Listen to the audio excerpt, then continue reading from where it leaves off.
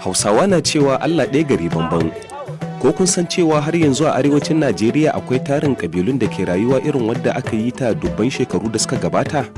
Ƙabilar Koma a jihar Adamawa ta ƙi amsar ci gaban zamani, ganin cewa har yanzu mutanen ƙabilar na amfani ne da ganye ko kuma fata domin rufe tsaraicinsu.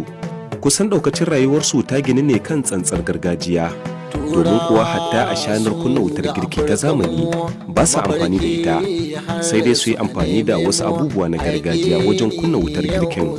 Kazalika mutanen kabilar ta Koma kan yi amfani da wani irin salo na adana amfanin gona kamar masara da suke rataye ta a saman bishiya, kuma har takan kai tsawon shekara guda ba tare da ta lalace ba. A takaice dai waɗannan mutane hatta noma suna yin sa ne a saman tsauni da irin dabarar da Allah ya huwace musu.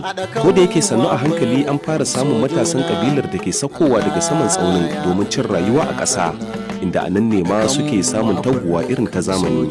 Amma fa akasarin tsofaffinsu sun fi gamsuwa da zallar gargajiya.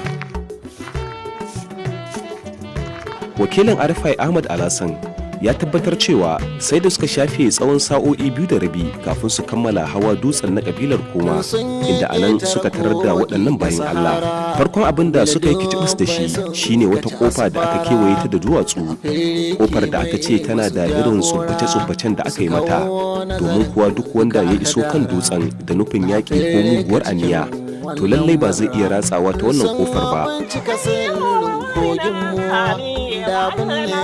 Ku biyo mu a shirinmu na al'adun gargajiya a rediyo domin sauraron cikakken shiri game da wannan kabila a makon gobe.